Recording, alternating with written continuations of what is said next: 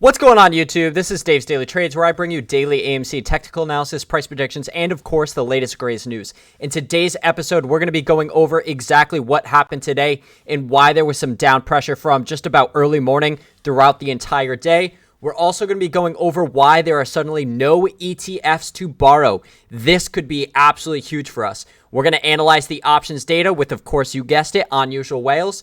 We're going to also review the FOMC meeting because, let's be honest, some of that stuff was extremely boring and painful to sit through and watch. And then lastly, breaking down the Ortex data and going over my predictions as to what happened next. But without further ado, we're going to roll right into the intro and then hop into the technical analysis.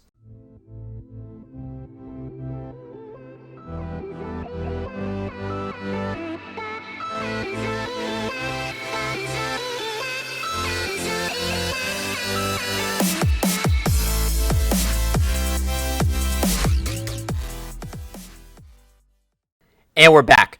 All right, guys. So, of course, we all know we had some crazy after-hour moves yesterday. And early in the day today, just about in the first 20 minutes of trading, we actually hit a high of $44.21. But I do have to say, it feels so damn good to be back in the 40s, guys. I missed the $40 range so much, and we were just floating around the 30 for what felt like months and months and months. But now this consecutive price action that we've been seeing is just so freaking fantastic. Now, what happened? Well, of course, on yesterday's video, if you guys did decide to tune in, we did discuss the major gap fill that we had to fill in order to continue that movement up. And that's exactly why we had this downward pressure today.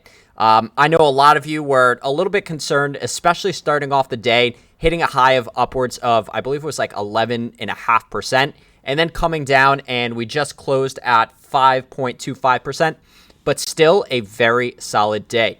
Now, some things to note here. The low that we did have to fill was at $38.80, and we did hit a low of $38.88. So we do have an 8-cent gap fill from after hours yesterday to where we did touch on the low of today. So, of course, once we jump into a larger time frame, we'll talk about exactly what I predict for the next couple of days and where I see us going. But really the biggest thing is we have been continually talking about consolidation.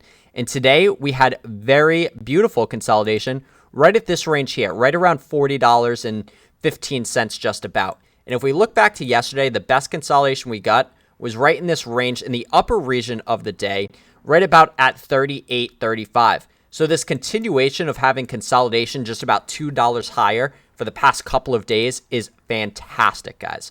Absolutely fantastic. Now, we're going to jump right into the 1 hour chart and just go over exactly what I'm looking at. So, of course, the blue boxes is after hours. Black is normal trading hours. Now, of course, we didn't quite close that gap, only 8 cents away. And as you guys can see, we have been diverting away from this trend line that we have been setting since the 29th. So totally fine. And this is the 29th of October, if you guys didn't catch that. But totally fine for that. But the biggest thing is I do believe we are going to start to consolidate into after hours. I don't think after hours is going to be what it's going to be like yesterday. But anyways, we may still have a slight touch point right around this range. And what I think this touch point is, it's not going to be a consolidation around this range over here at $39, $38. It's going to be opening bell, a small wick down, close that gap, and then immediately continue higher. Now, as we can see over here on the 1 hour MACD, we can start to see that the move down is absolutely slowing. It wasn't a very long outplayed movement down because we still have that bullish momentum. So that's what I'm thinking for tomorrow, a small touch point down in this range to fill that gap, that 8-cent gap. I was so mad because I was really ready for us to hit that and close it and be done with it once and for all today, but didn't happen. So regardless, we're moving on. But anyways, a small wick down, close that gap, and start to continue and make higher highs. And the biggest thing is I want to see a retest, hopefully tomorrow, at this upward range of right around $44.50, $45. That would be, if we do close above this range, that would be the conviction that I need that, yes, the breakout is here and we are absolutely about to see all-time highs. But until that happens, guys, I want to stay neutral and I want to see us in how we get out of this wedge-shaped pattern that we're seeing.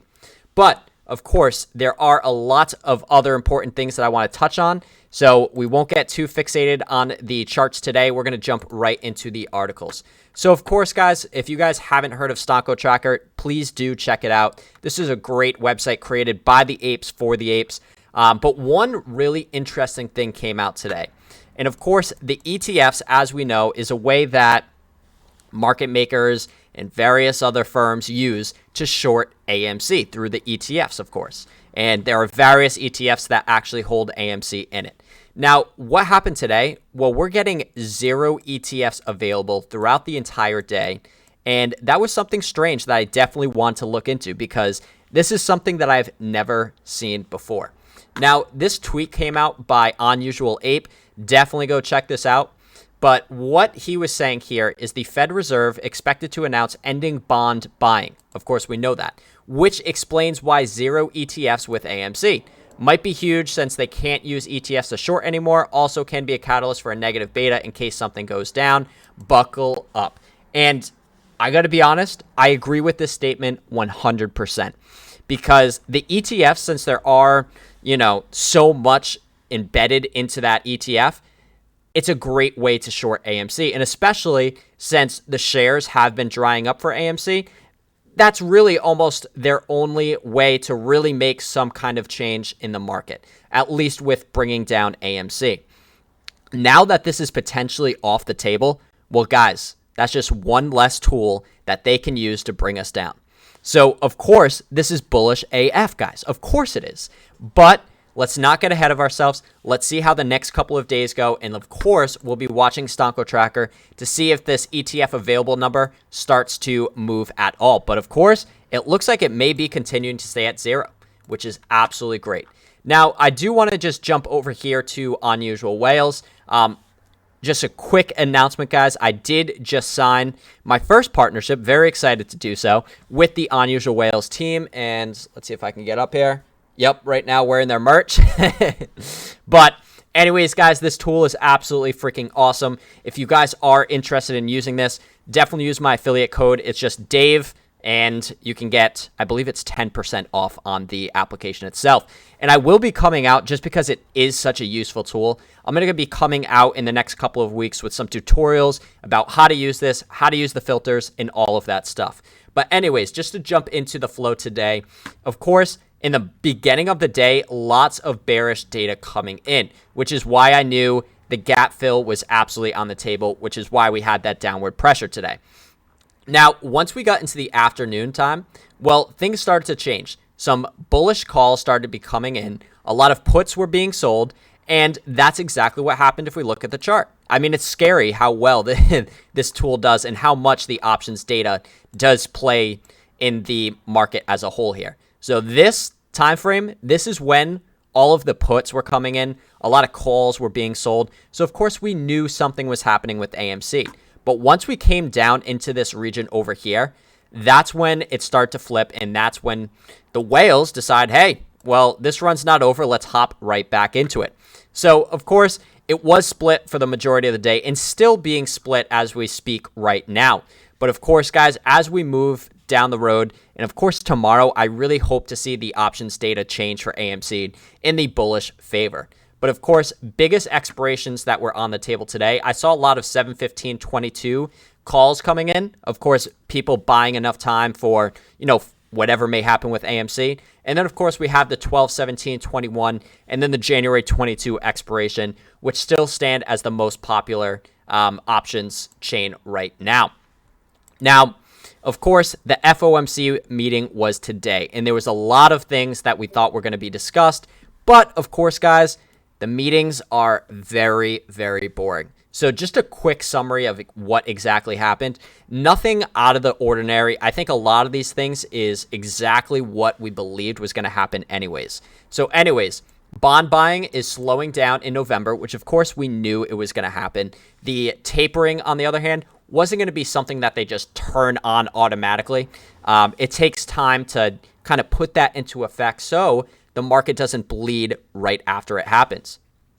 Now, anyways, they're going to trim the Treasury repurchase by $10 billion per month.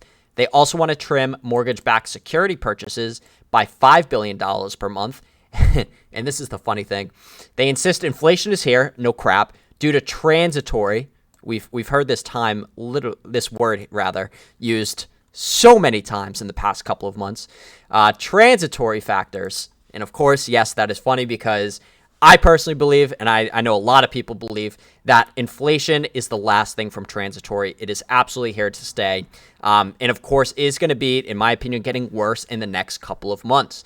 Now, a lot of people in the comments section on Twitter are saying that AMC is dead, that buying and holding is just simply not enough, and that these hedge funds just have an exorbitant amount of money to do exactly what they want. And sure, they absolutely do have a shit ton of money. I'm not going to deny that at all. But what we're doing with this buying and holding, it's absolutely working, guys. It is absolutely working. And just to show you guys this and bring up some relevant data as to why this is working, well, look at this.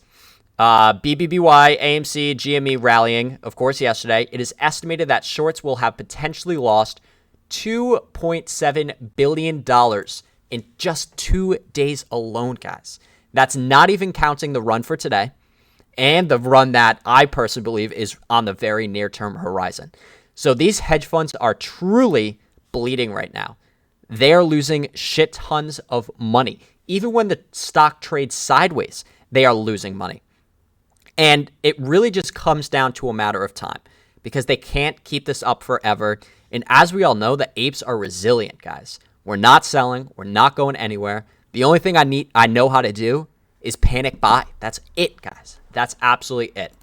But last thing I did want to just jump into before I let you guys go is the Ortex data. Now, of course, a few things to note. We do have this blue line here. The blue line is the short interest. Sorry, I had to look over here. I'm a little colorblind, I do have to admit. And then on the bottom, this green is days to cover. Now, the way to calculate days to cover is really taking the daily volume. And of course, the way they do it is I believe it's a rolling 3-month data that they collect to find out what the day to cover is.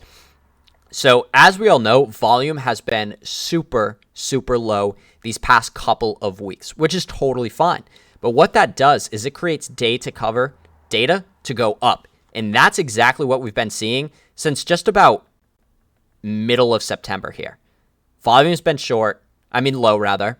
Days to cover is rising, which means that your short and puts, well, guys, it's very difficult to get out of that. That means the average days to actually get out of that position is just about 2 days, 2+ days. So that is definitely really great stuff. And then as we can see here, if we're just analyzing what happened back in just about early May, well, same thing. We came up to this area right over here, which is just about where we're at now. And by the way, this data does lack 2 days in volume for the past 2 days leading up to today. I know today was like 75, 80 million, was still in that 30, 40 million range. So we could continue to see this short interest pop up. The days to cover pop up, but then it's going to start to taper down, and that's what's going to lead us to our next leg up. Now, the same thing with short interest, guys. We're not exactly at all-time highs here, but we are very close to all-time highs. And, of course, the more shorts that are in it make it even more dangerous for those short sellers. So good things to come, guys. I'm definitely going to continue to break down the Ortex data because I do believe that this is very important data to be at least viewed. But that's all that I have for today, guys. Be sure to hit that like button, subscribe for more content. Peace out, and tune in for the next one.